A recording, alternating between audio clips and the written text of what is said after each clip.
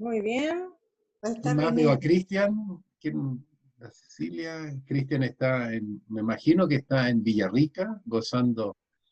Ahí está. ¿Qué tal, Cristian? ¿Qué tal? Estás Buenísimo. muteado, como decimos hoy día en buen castellano. No, Estamos estás logueados muteado. y muteados. Dice mute. Vamos a comenzar. En Ya. Villarrica y almorzando, ya. A eso, buen provecho. Yo también voy a pues, pasar al Sí. almuerzo. Bueno, bienvenidos nuevamente a nuestro ciclo de Corona Activity del Alumni Club del KIT Argentina, pero con mucha colaboración y participación de toda Latinoamérica, cosa que nos encanta. Hoy nuestra disertante es la doctora e ingeniera Andrea Lazo, que nos va a estar hablando desde Valparaíso, en Chile, sobre la fitorremediación de relaves con plantas nativas y endémicas en Chile. Es ingeniera civil química con grado de magíster y doctor en ciencias de la ingeniería. Actualmente se desempeña como académica a jornada completa en el Departamento de Ingeniería Química y Ambiental de la Universidad Técnica Federico Santa María, y anteriormente trabajó como ingeniero investigador de la Vicepresidencia de Investigación, Desarrollo e Innovación Tecnológica en la empresa Molibdenos y Metales Sociedad Anónima. Adelante, Andrea, cuando quieras, bienvenida. Les cuento Hola, nosotros que estuvimos en el mismo periodo en el KIT, así que la conozco desde hace, te diría casi dos décadas, más o menos. Es tanto tiempo, Carla, que... aunque nos vemos muy jóvenes. Sí, pero Ay, yo muy joven. Qué bueno, Andrea, qué lindo. gracias. Hola, buenas tardes a todos. Bueno, Carla ya me presentó y les quería hablar un poquito de un proyecto que comencé cuando entré como académico a la Santa María, en el área de medio ambiente, sobre fitorremediación de relaves con plantas nativas y endémicas de Chile.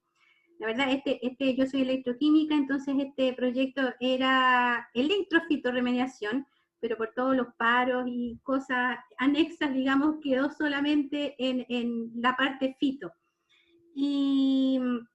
Bueno, les cuento que acá en Chile, ¿cierto? Tenemos 740, ahí, 740 depósitos de relave aproximadamente, pero tenemos un gran número, aproximadamente 300 de estos 740 que están abandonados, ya, o inactivos, ya alrededor de inactivos 500. Entonces, quedan muy poquitos de los cuales están activos, y el tema es que el catastro de Cernagiomín, que es el Servicio Nacional de Geología y Minería, establece que muchos de ellos no tienen dueño, y por lo tanto están abandonados cerca de ríos, ¿cierto? Cerca de pueblos. En Copiapó tenemos ese problema de que hay, digamos, poblaciones que tienen a unos pocos metros tranques de relave y que han sido estudiados ya y que son un peligro latente para la población por tener, entre otras cosas, altas concentraciones de plomo, de mercurio, entre otros. Ahora, en general, los relaves tienen entre un 10 y un 20% de minerales, ¿cierto?, que no han podido ser recuperados y quedan en estos, digamos, en estos restos de la concentración de minerales. El tema es que la legislación chilena considera a los relaves no un residuo peligroso, sino que solamente un residuo que queda de la explotación, digamos, de la mina, ¿ya? Y que consiste en sólidos que son finos, ¿ya? Y agua. Si también considera los restos de algunos o los residuos de otros procesos, pero en general la legislación no los considera en sí como peligrosos, sino que dice que a través del paso del tiempo ellos podrían tener características de peligrosidad. ¿Ya? Entonces el proyecto del cual les voy a hablar estudia el uso de especies endémicas y nativas del norte de Chile que tienen valor ornamental, ¿ya? Y que además requieren baja agua, tienen bajos requerimientos hídricos, y esto porque nosotros tenemos una condición de sequía ya desde hace 10 años. Entonces, con el fin de buscar especies, digamos, que se adapten mejor a la situación, ¿cierto?, a crecer en relave, se optó por estudiar 6 especies que tienen estas características. Y en el proyecto se estudiaron 2 tipos de fitorremediación, porque existen varios. Uno que es la fitoextracción, ¿ya? Donde, ¿cierto?, los contaminantes los toma la planta a través de la raíz, y tiene la capacidad de traslocarlos a la parte aérea, es decir, tallos y hojas. Y esta forma de fitorremediación se llama fitoextracción. Tal como dice el monito, ¿cierto? Los contaminantes penetran en la raíz, se acumulan en diversas partes de la planta, y para eso nosotros medimos lo que se llama el factor de translocación, es decir, la razón con que la planta trasloca estos contaminantes, ¿cierto?, desde las raíces hacia su parte aérea. Y por otro lado, estudiamos también la fitoestabilización, que es cuando la planta no es capaz de traslocar grandes concentraciones, pero sí es capaz de estabilizarla en su raíz, ¿ya? Y en las regiones cercanas, que es la rizósfera. Dentro de las especies que se estudiaron, voy a sacar esto. Ahí. Tenemos la Oxalis gigantea, cuyo nombre común es churqui o churco, y ella es una especie endémica, así como Cistante grandiflora, que se llama doquilla o pata de guanaco, también, que tiene la característica de ser endémica, ¿ya? En general son endémicas bastante comunes, ¿ya? Si bien son propias de Chile, se encuentran en bastantes regiones, más de una región todas ellas. Y tenemos la puya verteroniana, que es chagualo cardón, ¿ya?, que también es endémica. Y dentro de las endémicas nos queda la Plopappus foliosus, ¿ya?, que se llama cuerno de cabra, ¿ya?, usualmente. Y dentro de las nativas, Solidago chilensis, o por su nombre común fulel, y Lycium chilensis, que es el coralillo, quizás la más conocida, ya, que también es nativa. Y debo recalcar que todas estas especies son, digamos, endémicas del norte de Chile, y tienen bajo requerimiento de hídrico, ¿ya? Y el valor ornamental también es muy importante, porque lo que se busca es poder, ¿cierto?, viendo su capacidad o su potencial para fitoextraer o para fitoestabilizar determinados metales, poder, ¿cierto?, proponerlo acá a nivel de gobierno regional, ¿cierto?, poder plantar estas especies para ya sea mantener, ¿cierto?, estos contaminantes inmóviles en el relave, y así que no puedan lixiviar y pasar a las napas subterráneas, o bien si tiene la capacidad de ser fitoextractora esta especie. En general lo que se hace es sacar la planta después de determinados años, ¿ya?, y se incinera. Entonces así se logra disponer de manera adecuada el contenido de metales pesados. Los relaves se obtuvieron de la compañía minera La Ceniza, la planta de Cabildo, y este es un tranque de relaves en pasta. Ya tiene aproximadamente un 85% de sólidos. En general los relaves en pasta tienen entre el 70 y el 85% de sólidos. Se les ha removido gran cantidad del agua. Esto queda localizado en Cabildo, entre 2 quebradas, digamos. Y la característica de este relave y de todos los relaves en pasta en general es que no no se separan en las fases, que cuando uno normalmente deposita en un tanque de relave hay una deposición, digamos, y hay una separación de fases en el tiempo entre el líquido y el sólido que sedimenta y las soluciones de proceso, el líquido en general queda flotando. En los relaves en pasta no ocurre eso, entonces uno puede, digamos, pisar acá con confianza porque no le va a pasar nada, no se va a hundir. Y acá hay una foto, ¿cierto?, de este tanque de relave. Esta es una de las pocas empresas mineras, digamos, que tienen relaves en pasta y además que tienen una política, digamos, en cuanto a reforestación de sus relaves. Si bien no lo hacen con una finalidad, digamos, de remediar el relave, sino que lo hacen con una finalidad ornamental, porque ellos están muy cerca de localidades que están pobladas. Bueno, y aquí vamos a ver algunos resultados de este estudio.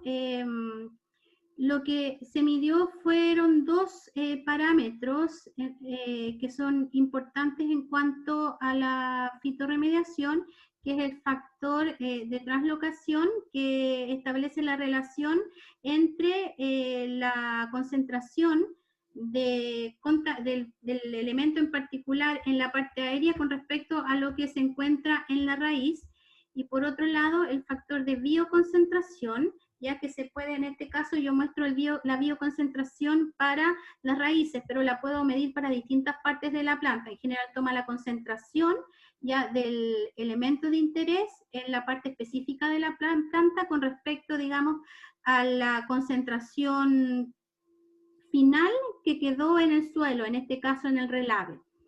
Y acá podemos observar, ¿cierto?, que tenemos factores de translocación mayores a 1. ¿Qué significa esto? Cuando el factor de translocación es mayor a 1, indica el potencial de la planta para traslocar este metal, ¿ya? Y por lo tanto tiene la capacidad de traspasarlo de su raíz a la parte aérea. Por otro lado, el factor de bioconcentración es una medida de la biodisponibilidad del metal, ya de la cantidad de metal que es capaz de tomar distintas partes de la planta, ¿cierto?, desde el relave. Si bien uno tuviera los fondos, digamos, para este proyecto, lo óptimo hubiese sido hacer un procedimiento de extracción secuencial para cada uno de los metales y haber visto, ¿cierto?, cuánto está en la fracción soluble, cuánto está en la fracción intercambiable, cuánto está asociado a sulfuros secundarios primarios, ya, pero este proyecto empezó, digamos, como un proyecto interno de la universidad, donde no se tienen muchos fondos, así que se optó, digamos, por hacer los análisis de las plantas, porque este fue un estudio ex situ, que se me olvidó mencionarlo. Se tomó el relave, ya, se tomó el relave, y las plantas se plantaron en el relave sin adición de compost, ¿ya? Y los nutrientes se adicionaron a través de un fertilizante, digamos, en base a algas marinas, ¿ya? Un biofertilizante que tenía muy bajas concentraciones, ya, de ciertos metales que no son interés, pero sí le entregaba, ¿cierto?, los macronutrientes y los micronutrientes que necesitaba la planta, pero lo destacable es que no se mezcló con compost, quizás habiendo estudiado también la mezcla de relave con cierto porcentaje de compost, hubiesen mejorado estos resultados. Y estas plantas se estudiaron durante 7 meses. Ya durante 7 meses se dejaron crecer en condiciones similares a la que existe en la planta de relave. Entonces, vemos que obtenemos factores de translocación levemente mayores para el caso de la Oxalis gigantea, pero sí cercanos a 2 para el caso de la Solidago chilensis. Entonces nos damos inmediatamente cuenta que en el caso de esta misma especie, ya la Solidago muestra un factor de bioconcentración ya muy superior a la unidad, cercano o superior, digamos, a 2,5, ¿ya? Y por lo tanto esta planta tiene la capacidad de translocar, pero también de bioconcentrar, en este caso, el molibdeno. Por lo tanto, podemos decir que esta especie, la Solidago chilensis, tiene potencial para fitoextraer el molibdeno. En el caso de especies como Aplopapus foliosus y Illicium chilense, ¿cierto? Estas especies muestran factor de bioconcentración mayor a la unidad, ya, sin embargo, su factor de translocación es muy bajito. Y entonces ellas no son capaces de traslocar el metal, no son capaces de pasarlo de la raíz a los tallos y hojas, pero sí son capaces, ya, de estabilizar el metal en sus raíces. Por lo tanto, estas dos especies, Aplopapus y Illicium, ¿cierto?, son capaces de fitoestabilizar el molibdeno. Para plomo ya obtuvimos bajos valores tanto para el factor de translocación como el factor de bioconcentración, ya, pero no es solamente lo único que nos tenemos que fijar, ya lo vamos a ver más adelante. Aquí en el caso de el cobre, níquel y zinc, encontramos que la Solidago chilensis tiene capacidad para fitoextraer el zinc, con una capacidad, ¿cierto?, con un factor de translocación mayor a 1, así como un factor de bioconcentración mayor a 1. Y en el caso de la Oxalis gigantea, Sistante grandiflora y la Puya berteroniana, ¿ya?, ellas exhiben un factor de bioconcentración mayor a 1, ¿ya?, pero su factor de translocación es menor a 1, por lo tanto, podemos, ¿cierto?, decir que estas especies tienen un potencial para fitoestabilizar, en este caso el zinc, que es el que se ve en las barritas azules. Ahora, no solamente eso es lo que nos tenemos que fijar, ¿cierto? Porque si bien el factor de translocación y de bioconcentración pueden ser menor que la unidad, esta planta puede tener la capacidad de acumular altas concentraciones de los distintos metales de interés, ¿ya? Y podemos acá entonces ver que en el caso de la Puya berteroniana, ella es capaz de concentrar en sus raíces prácticamente 100, ¿cierto?, miligramos de plomo por kilogramos de relave seco. Todas estas concentraciones están, ¿cierto?, en peso seco. Pero por otro lado también sabemos que el umbral de toxicidad de plomo para planta es aproximadamente de 2 miligramos por kilogramo, por lo tanto excede con creces, ¿cierto?, en los índices de toxicidad, así como también para el cobre en su raíz, donde el comienzo de la toxicidad de cobre en hojas y broste ya está en entre 5 y 40 miligramos por kilogramos, y ella excede este valor tanto en la parte aérea como en la parte de raíz. Lamentablemente el dato de la raíz aún no lo encuentro. ¿Cómo se llama? Y por lo tanto también es un factor de interés, porque tal vez no tienen ciertos altos índices con respecto a la fitorremediación, pero sí, si uno logra plantar estas especies, son capaces de extraer altas concentraciones de estos elementos mucho más allá de los límites de toxicidad, y digamos que en los 7 meses que se hizo esta experiencia in situ, las plantas, digamos, no les pasó absolutamente nada. Sí había un riego semanal de unos pocos ml, ¿ya? Y la adición de fertilizante era cada 2 semanas. En cuanto a la Solidago chilensis, también me gustaría destacar las altas concentraciones de plomo, ¿ya?, que tiene en la raíz, mucho más allá de lo que es el promedio del umbral de toxicidad, ¿ya?, así como también del cobre.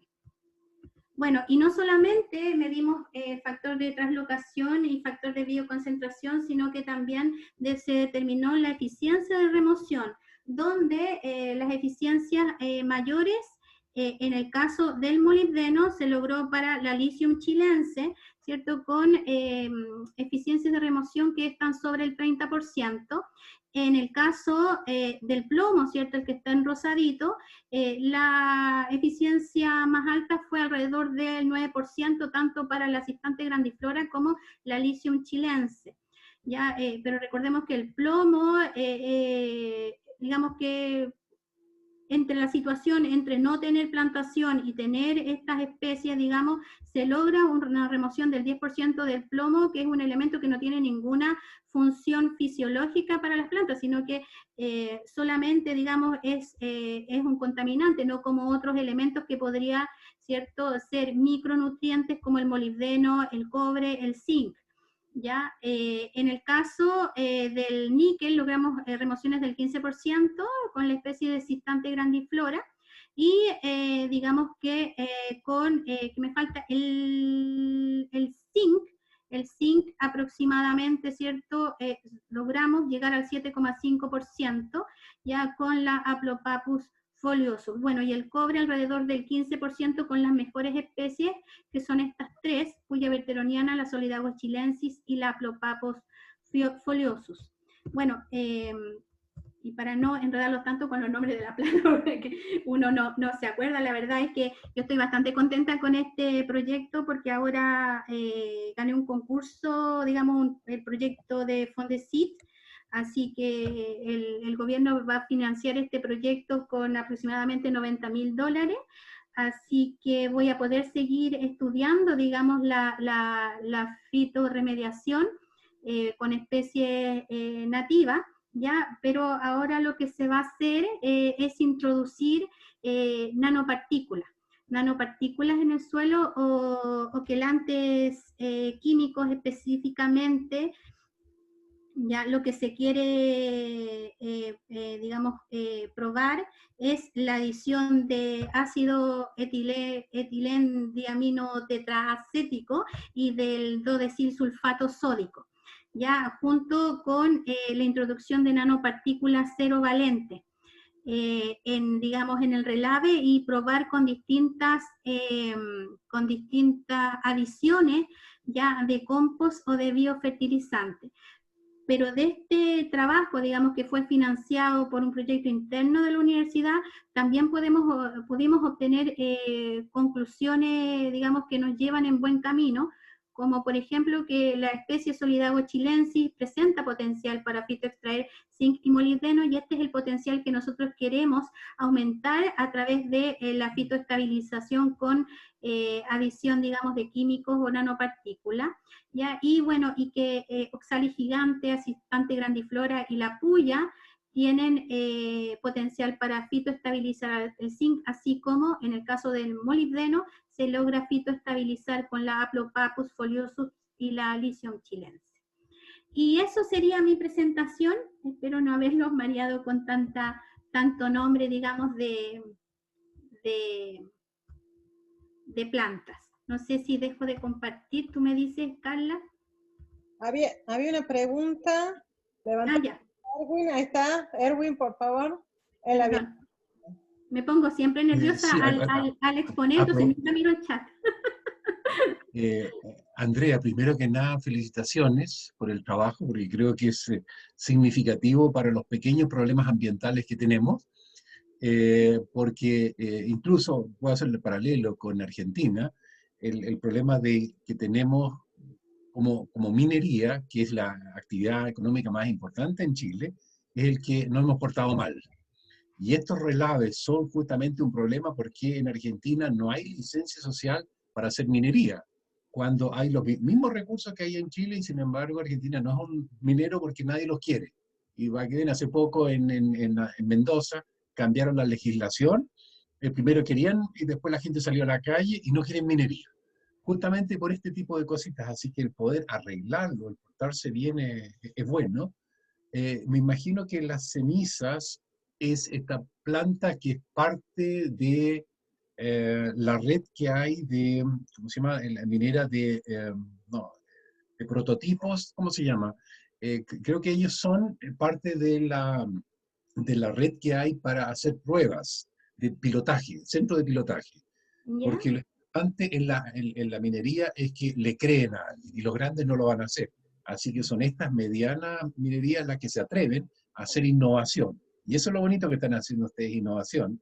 Sí, así o que sea, me parece y ya es un problema acá es un problema ya conseguirse relave, porque acá en Chile, ¿cierto? El relave tiene que cumplir ciertas normas. Entonces, me pasó, digamos, cuando tuve que ir a buscar relave, que fui a otra región con camioneta, los tambores, todo, y parece que en ese momento se dieron cuenta, que no cumplían la norma, así que me tuve que devolver con todo vacío. Entonces, son bien reacios a entregar. No te van a dejar entrar. Tú le estás muestreando el basural que tienen. Entonces Claro. no te van a dejar entrar por razones obvias, que no quieren saber lo que tú estás escondiendo debajo de la alfombra. Pero yo tenía un punto que no te entendí, cuál era concretamente el último que me interesa, es cuál es la eficiencia de remoción. ¿Cómo lo hace? Porque está una plantita y tiene kilómetros de relave, es que tú dices, esta planta tiene, no sé, 1 litro de raíces, entonces me absorbe el 30% de lo que tengo ahí adentro, y después tengo otros 20 metros donde no pasa nada. No, ¿Cómo lo hago que ese pasa es que balance de la eficiencia de remoción? Porque solamente voy a poder atacarlo en forma superficial, a no ser que tenga una cuestión, no sé, algo con raíces largas, que también las hay plantas, para que me saquen lo que está abajo. sí, este estudio se hizo ex situ, entonces se hizo plantado, cada planta se plantó en una cantidad determinada de relave. Entonces lo que se hace para calcular la eficiencia de remoción es básicamente tomar el relave inicial, medirlo, medir las concentraciones, tomar el final, ¿cierto? Y calcular la concentración inicial menos la final sobre la inicial, digamos, en 100%. Y eso debería cuadrar ¿En un metro cúbico de relave? ¿O cómo hace el balance? Esa era mi pregunta. Porque la plantita está arriba y tiene sus raíces. Ahora, ¿dónde haces el balance para saber que es un 30% de qué? de remoción de cada elemento, se hace en la masa de relave que está en la maceta. Ah, lo que pasa es que tú lo hiciste en laboratorio después, ¿o no? ¿O Sí, pusiste sí, por eso yo digo que es una experiencia ex situ. Perfecto, o sea, Ahora, ustedes sacaron, por lo tanto, sí que tenían el balance de cuánto era el macetero, ¿no es cierto? claro, ¿Cuánto ahora relave cuando tenía? lo hacen in situ, lo hacen en la planta normalmente, pero ahí es más difícil que cuadre porque ahí habría que tomar, va a depender también de una muy buena homogenización de la planta, porque cuando se hace in situ, el balance se hace en la planta, o sea, cuánto metal tiene la raíz, idealmente cuánto tiene el tallo y cuánto tiene la hoja.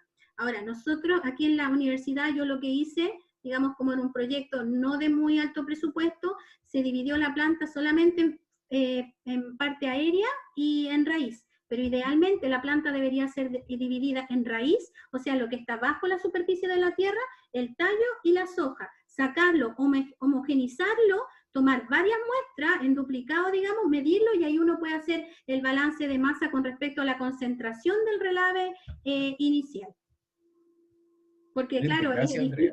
es difícil muestrear el relave al final, se supone que el relave inicial uno más o menos lo homogeniza y lo planta, o sea, y lo coloca y planta las plantas, digamos, aunque fuera in situ, digamos, pero los primeros metros, pero después habría que hacer una cinética, digamos, o algo similar para obtener buenos resultados en experimentación e in situ, eso ya es más complicado, entonces normalmente se toma la planta para hacer el análisis. Gracias, Andrea. Cecilia tenía una pregunta. Gracias, Carlas. Un poco, tenía la misma pregunta que Erwin y la quiero complementar con otra pregunta adicional a la de Erwin. Andrea, ¿cuánto es el tiempo que le das a la planta para pasarla después a estudiar qué concentración obtuvo? Este estudio yo lo hice en 7 meses, ¿ya? Existen estudios que han sido llevados también ex situ en menos tiempo, en 2 meses, 3 meses. Hay otros estudios que se han llevado a cabo in situ, pero lo que hacen esos estudios in situ es que van al sitio de la mina, ¿ya? Y ellos sacan la vegetación nativa que encuentran, ¿ya? Después determinan qué especie es, ¿ya? Y miden la cantidad de metal que tiene estas especies en las distintas partes, pero ellos no saben cuánto tiempo estuvo la planta ahí. Por lo tanto, esos estudios no se llevan a cabo, digamos, en un tiempo determinado, porque es desconocido. Entonces, lo que yo tengo, digamos, como idea es hacer mi Fondesit, digamos, también con experimentación ex situ, pero llevarlo de la mano con la cinética.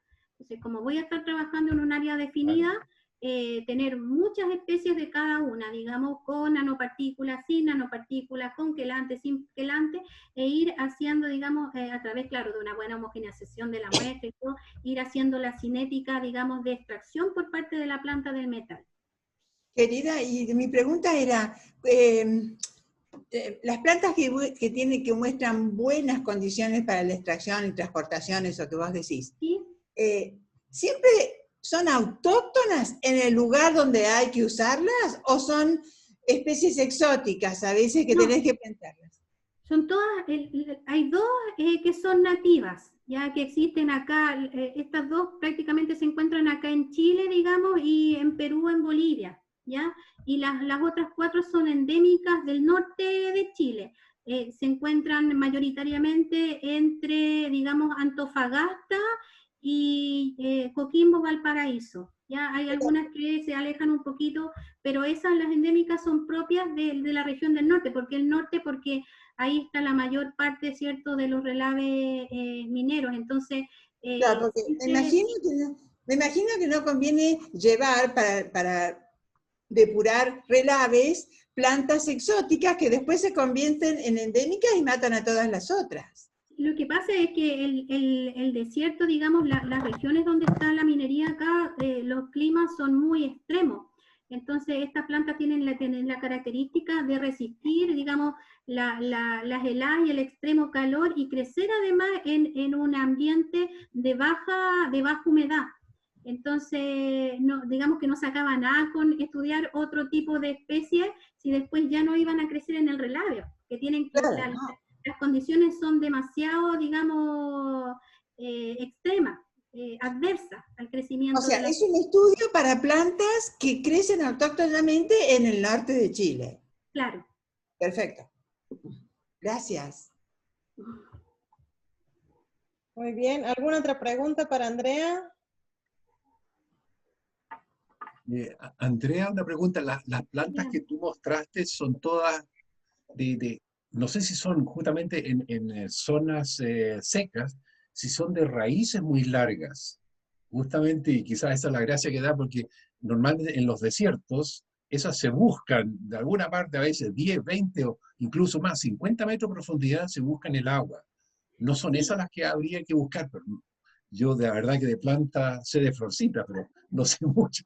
Pero pregunto si ese tipo de trabajo que la planta tenga que ir a buscar el agua lejos es que tiene mucho más raíces que lo que estamos buscando ahora, ¿no es cierto? Que descontamine relaves que son profundos. Sí, claro. O sea, las plantas van a llegar a cierta profundidad, en general 1 metro, 1,5 metros. Ese es uno de los problemas, o sea, porque nunca van a tener raíces tan largas, digamos, para penetrar por todo el relave. Pero en general estas plantas son arbustos, son plantas bastante, digamos, frondosas, y tienen raíces que pueden penetrar, yo diría, en promedio las 6, aproximadamente 1,5 metros, 2 metros, ya cuando tienen, digamos, tan bastante grande, pero la característica también que crecen en secano, entonces soportan grandes periodos de sequía, digamos, y bajas lluvias en invierno. Entonces necesitan muy poquita agua, así. Yo creo que semanalmente 5 ml sería como mucho lo que le echaba, porque se lo echaba como spray. Pero era muy poquita agua. Están acostumbradas a crecer, digamos, en regiones desérticas, y esa también fue uno de los objetivos, ver si estas plantas se iban a morir o no, digamos, porque normalmente cuando se hace fitorremediación también se mezclan con compost, entonces se prepara, digamos, la primera capa de relave y se mezcla en determinada proporción, 70 relave, 30 compost, o también se le echa enmienda calcárea, ¿cierto?, como carbonato de calcio, pero esto yo lo hice dije ya, si no se mueren relaves, ya esta cuestión no se va a morir. Así que... Andrea, te preguntaba por eso, porque nosotros hemos trabajado con alfalfa, y la ¿Ya? famosa alfalfa que te produce mucha proteína, obviamente no es original, pero tienen raíces inmensas de profunda.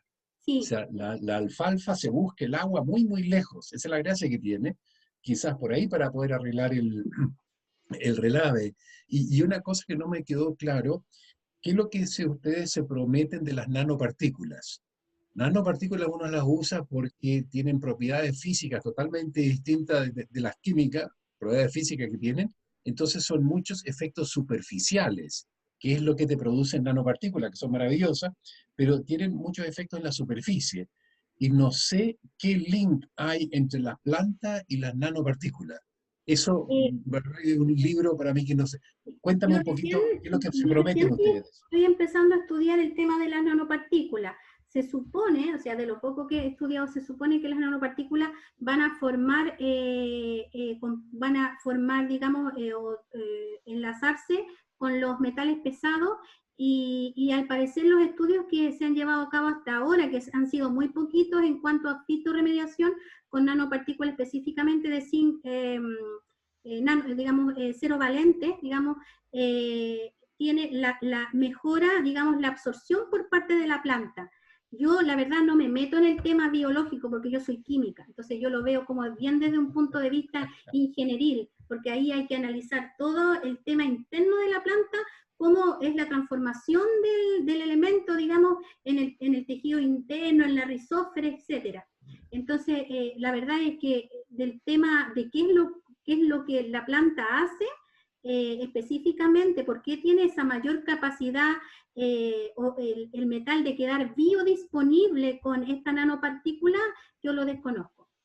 Porque al final es el clima, o sea, sí, pero el decía que metal está en el cielo. claro, Claro, nanopartículas es más un efecto físico. Por ejemplo, la absorción de partículas tiene que ver con el tamaño de la partícula. Entonces, nanopartículas se usan en todas partes donde a ti te interesa, que, ¿no es cierto?, en un puntito tengas mucho, y ahí cambia completamente la física, y de hecho cambia la física. Un ejemplo, el cobre, que lo nombrabas, el cobre se te funde a 1350 grados. Normal, ¿no es cierto?, que cuesta fundirlo. Pero si tienes nanopartículas de cobre, se funden a los 260 grados, como que fueran plomo. Entonces, claro. ese tipo de cosas superficiales pasa con las nanopartículas. Claro, No sé por lo eso que le hacen las plantas con nanopartículas. Por eso te Claro, preguntaba. yo lo desconozco, sé que es un tema asociado a la biodisponibilidad, pero yo, como recién estoy partiendo con digamos, hace unos días nomás estoy partiendo con el Fondesit, aún no analizo bien, digamos, todavía estoy en shock porque me lo gané. El KIT tiene toda una sección que trabajan en nanotecnología, ¿eh? Así que anda a preguntarle, ahí te pueden ayudar. El KIT es una de las tantas cosas bonitas que hay, las famosas nanopartículas. Ahí arrímate a ellos. ¿Puedo decirles algo del KIT? Hoy a la mañana formalizamos el estudio de hidrógeno que vamos a hacer con el KIT en los próximos 3, 4, 6 años.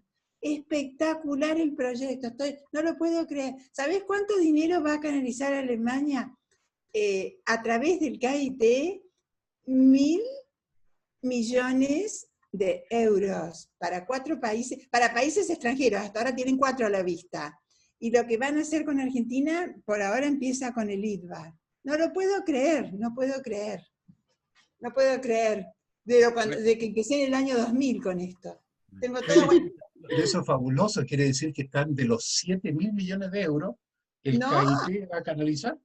A nosotros nos van a dar un 1 por 1000 si es que nos dan. Pero igual, si tú hablas de 1.000, de 7.000... No, pero recién empiezan. Somos 4 porque empezaron hablando con pocos. Pero el proyecto que tienen a larga vista, por ejemplo, hay otros países que están en el norte de África, porque ellos quieren que les exporten hidrógeno verde.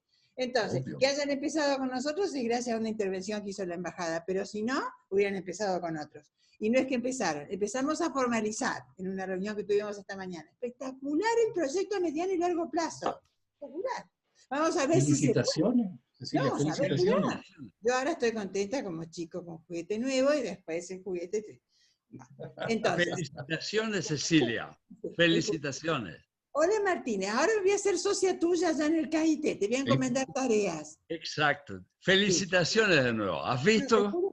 No, te juro que no puedo creer. Si querés hablar con el KIT, tenés que hablar con Thomas Jordan, decirle que te cuente. Le acabo de mandar por mail todos los proyectos originales que empecé a mandar en el año 2013, 14 con Alemania. Nosotros empezamos en el 2000.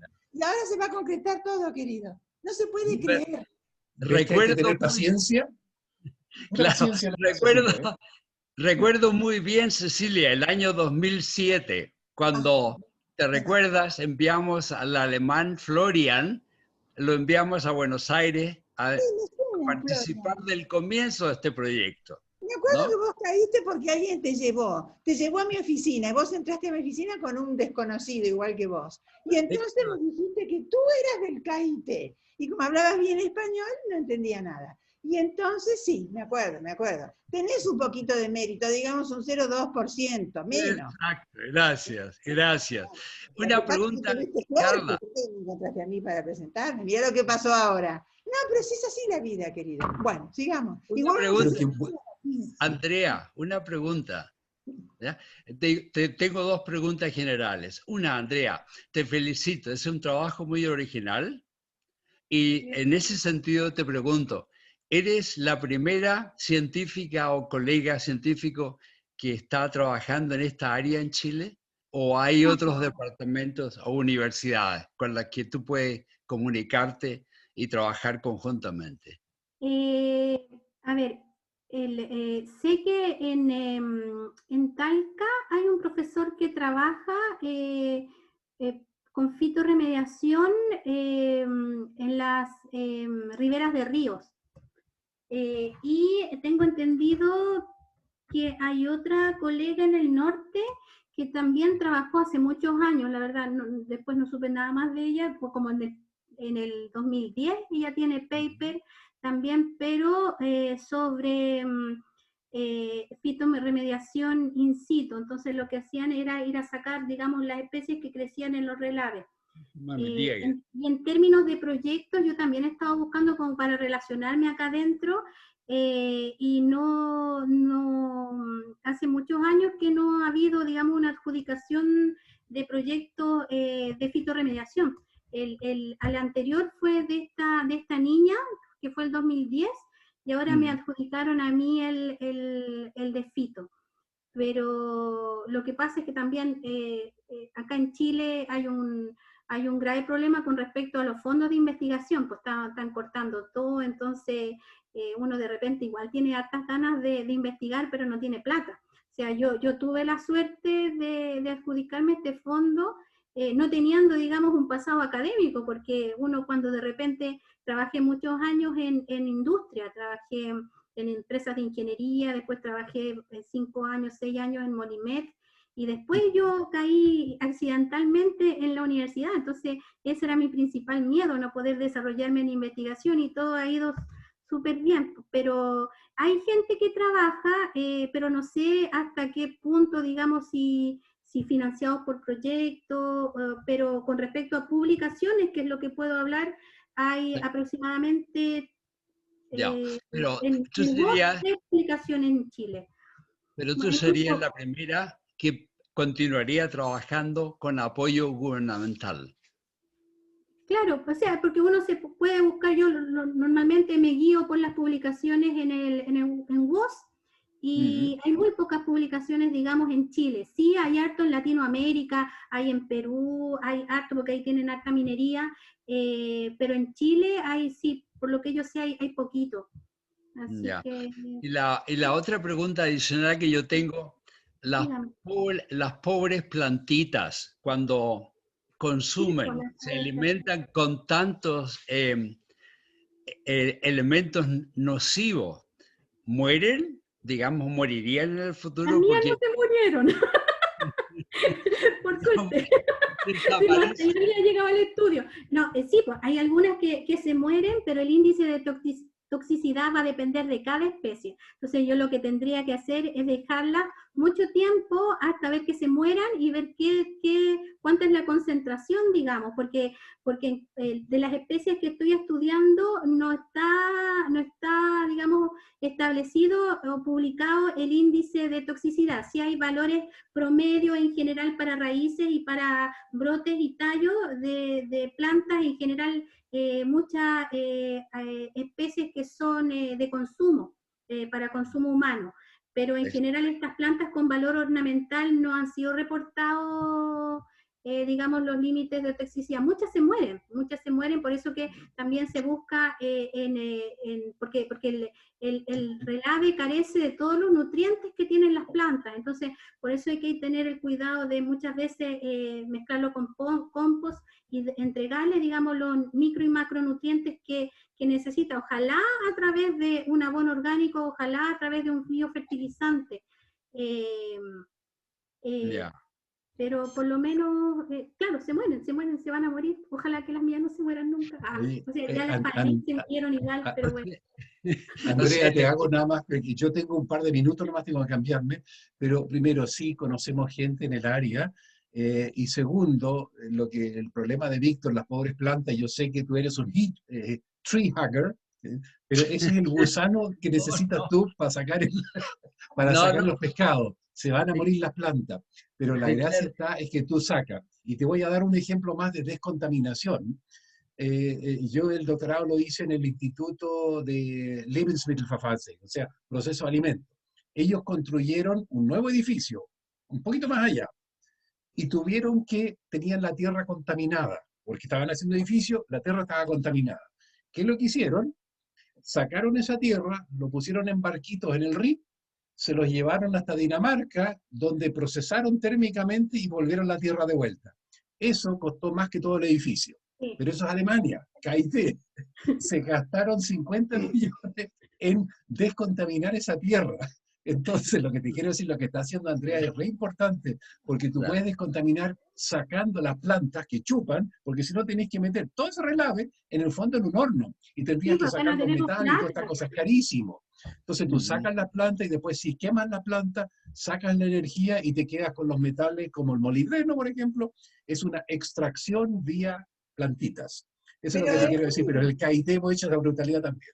Pero Erwin, ¿no debería ocuparse la minera de resolver el problema ecológico? Pero cuando tú quiebras te vas, por lo que dijo Andrea, ahí están votando. No, el problema es que acá en Chile no hay legislación tampoco para suelo. Pero eso es claro. Pero, Cecilia, tú tendrías que preocuparte de tu CO2 que está expirando. No lo haces. Tú tomas, comes, expiras CO2 y nosotros tenemos que juntar lo que tú expiras. La minera hizo lo mismo. Hicieron su criterio y dejaron la basura botada. No creo que esas mineras hagan contaminación ambiental en Dinamarca o en Alemania. Ya ves que no. Dale, Cristian. Oye, ¿puedo? Hola. Por favor, Cristian. Hola, Andrea. Mucho gusto, colega. Estoy en la Universidad de la Frontera. No solamente también recordar el primer principio de la termodinámica, ¿no? Nada se crea ni se destruye, solo se transforma. Y en los metales no se transforma, es mineral. Y por lo tanto, lo único que podemos hacer es cambiarlo de lugar. Claro. Y las plantas lo que hacen es sacarlo del relave y almacenarlo en su parte vegetativa. Pero con eso no desapareció el metal, ¿no? Y por lo tanto, muchas veces lo que se hace es luego cosechar esa vegetación, quemarlo, por ejemplo, y finalmente vas a tener ese residuo industrial peligroso, pero sí chiquitito y concentrado. Claro. Y no hay más. Sí, en el tema ambiental no hay magia. Los procesos naturales y de control, en el fondo lo que hacen es chutear el problema por otro lado. Y por eso yo hago el curso de prevención de la polución y siempre insisto en eso. Hay que prevenir para realmente poder evitar los problemas ambientales. Exactamente, a eso me refería. Tiene que hacerse cargo la minera antes de sacar la mina. Antes de sacar lógico. O bien, ¿no es cierto?, implementar procesos de recuperación, porque ahí hay componentes de valor. Y ahí se habla entonces de la minería de precisión o de reprocesamiento, porque a esta altura, con la bajada de la ley de los minerales naturales, pasa a ser interesante como mina de origen los relaves. ¿No? Y eso... el renio también, para poder extraer, como el renio es ultra valioso, digamos, se está tratando de estudiar la fitoextracción de renio. Claro. Ya. Muy bueno. ¿Hay alguna otra pregunta? No. Andrea, ¿tú eres socia del KIT Alumni Club Chile? No sé, ¿cómo fue eso? Te vamos a contactar entonces. Ya. Te invitamos. Es una buena idea. Me invitan, pero no. Pero claro que sí. Tengo que ir a hacer clases ahora, así que lo voy a tener que dejar. Bueno, un gusto. Muchas gracias, Andrea. Felicitaciones. Un aplauso, Andrea. Estupendo. Antes que mis alumnos me cuelguen ahí. Chao, Andrés, Que gracias. estén muy bien, muchas gracias. Chao a Chao, todos. Rosa. Carla, muchas gracias. Chao, chao. Chao, Carla. Chao.